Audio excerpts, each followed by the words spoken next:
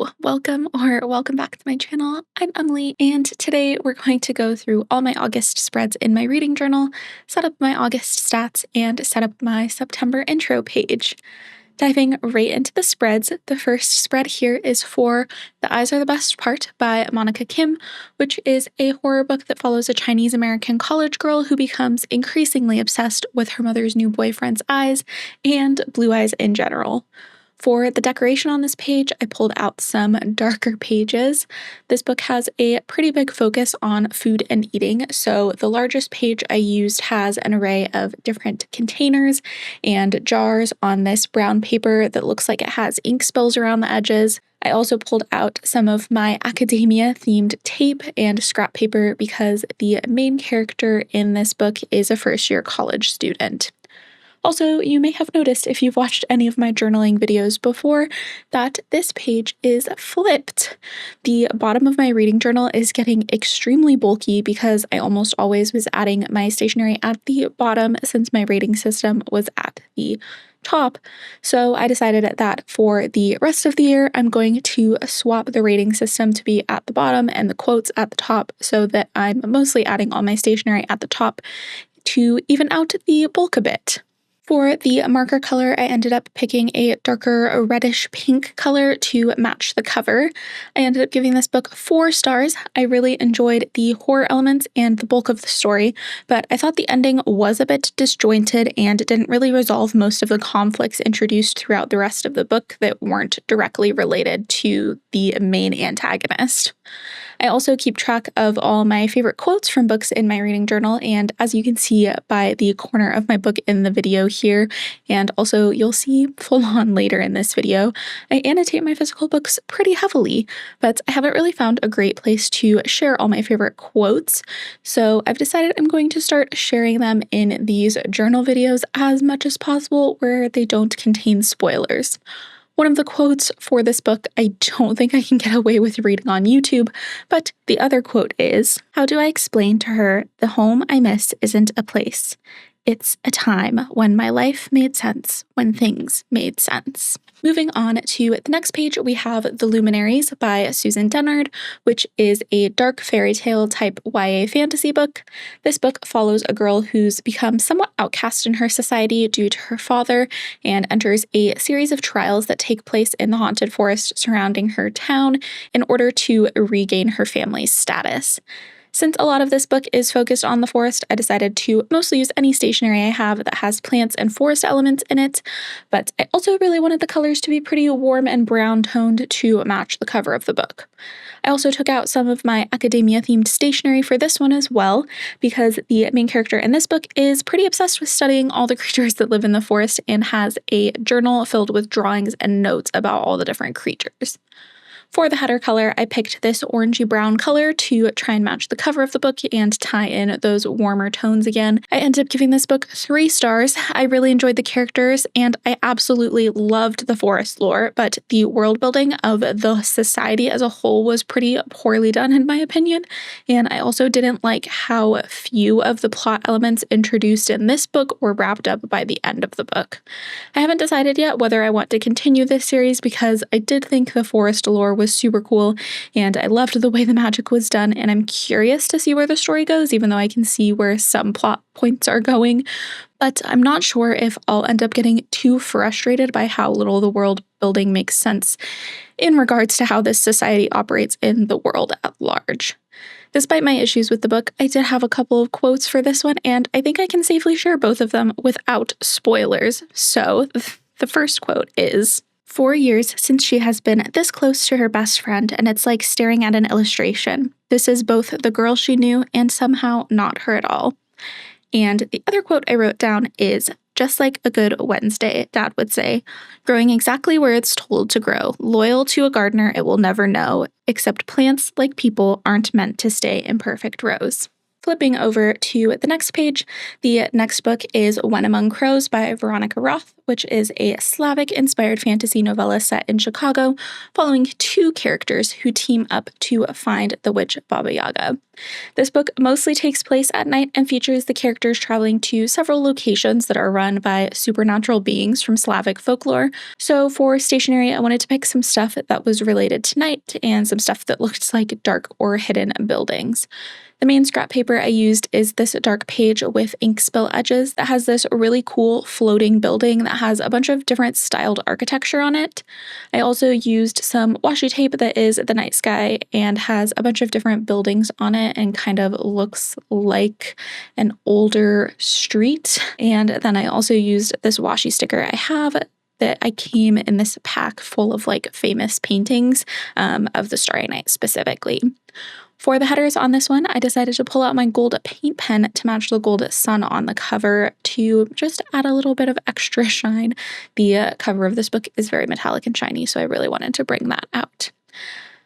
I absolutely adored this book and ended up giving it 5 stars. I loved the world building. I really, really loved the characters and the relationships that developed between them, and the found family that developed throughout the story was really, really lovely as well.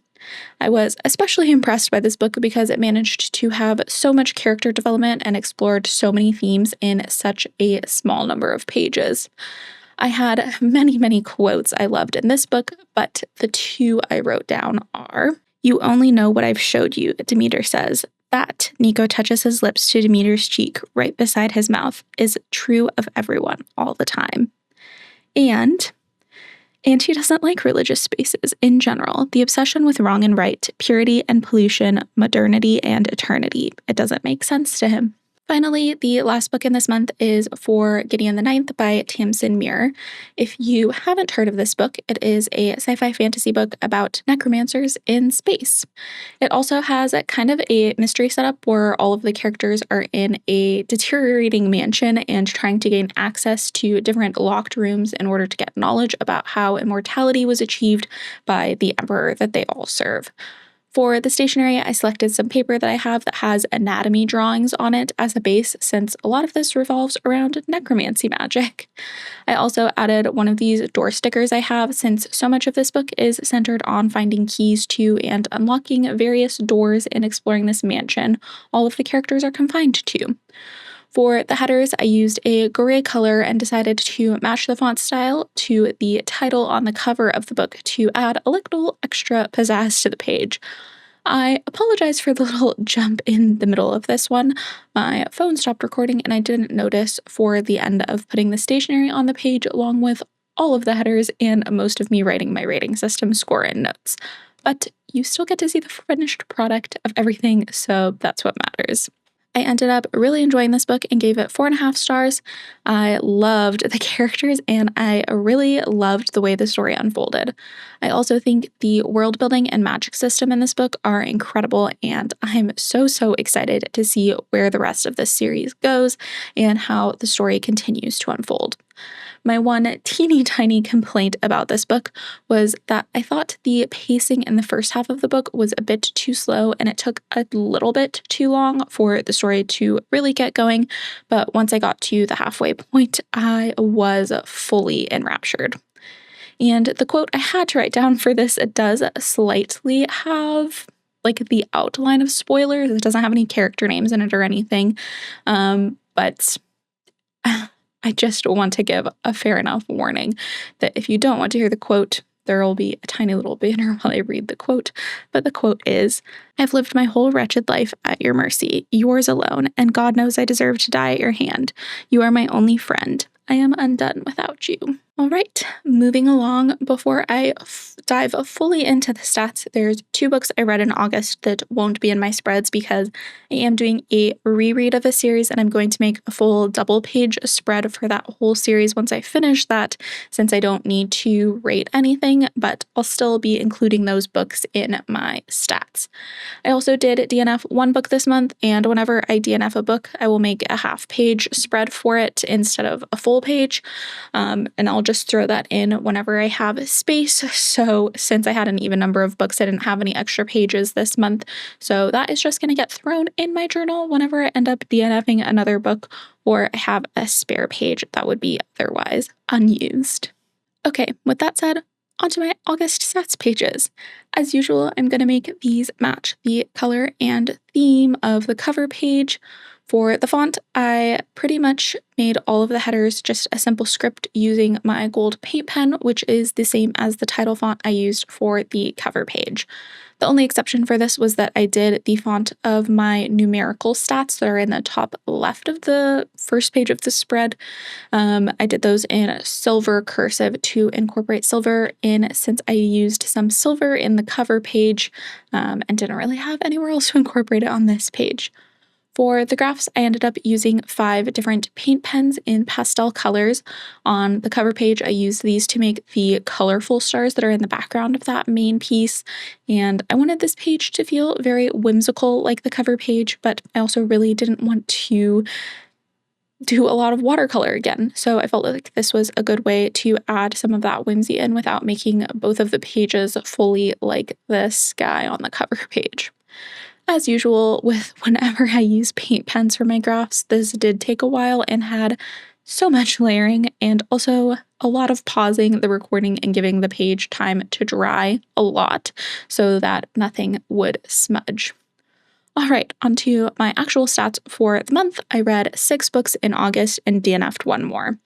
Whenever I hard DNF a book, meaning I'm definitely not going to pick it up again, I calculate the approximate number of words that I read from that book using how far I got into it, and also include the pages or minutes that I read from that book in my numerical stats. The books I read and DNF'd this month were comprised of approximately 580,511 words. Those words spanned 1,903 pages and 312 audio minutes. My favorite book this month was When Among Crows, and my least favorite book that I finished was The Luminaries. For format, I read 5 physical and 1 digital. The only audiobook I attempted this month was the book I ended up DNFing, which is quite abnormal for me. 3 of the books were YA and 3 of the books were adult. For diversity and representation, 1 of the books had East Asian main characters, 1 of the books had Pacific Islander main characters, 3 of the books had gay characters, 2 of the books had lesbian characters, 2 of the books had M-spec characters, and 4 of the books had disabled characters. As far as genre, I read 3 books that were fantasy, 1 book that was a graphic novel, 1 book that was horror, and 1 book that was sci-fi. For ratings, 1 book got 3 stars, 1 book got 3.5 stars, 2 books got 4 stars, 1 book got 4.5 stars, and 1 book got 5 stars, which gave me an average star rating of exactly 4. For the author breakdown this month, all 6 of the books I finished were written by women. 4 of the books were written by white authors, 1 of the books was written by an East Asian author, and 1 of the books was written by a Pacific Islander author. The book I DNF'd was written by an East Asian woman, which I usually include in my author breakdown, but I forgot to this month and didn't realize until just now.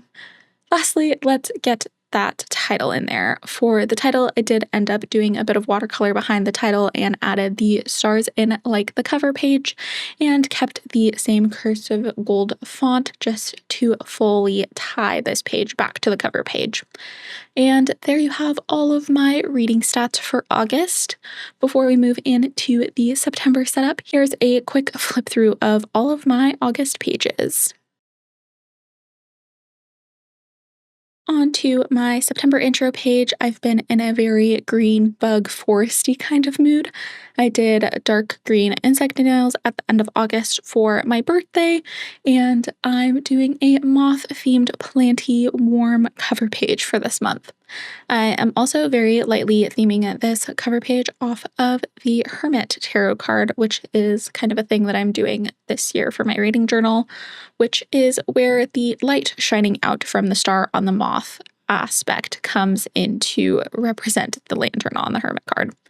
I also decided to mostly use my Acrylograph paint pens for the cover of this page in order to make all of the elements really solid and opaque.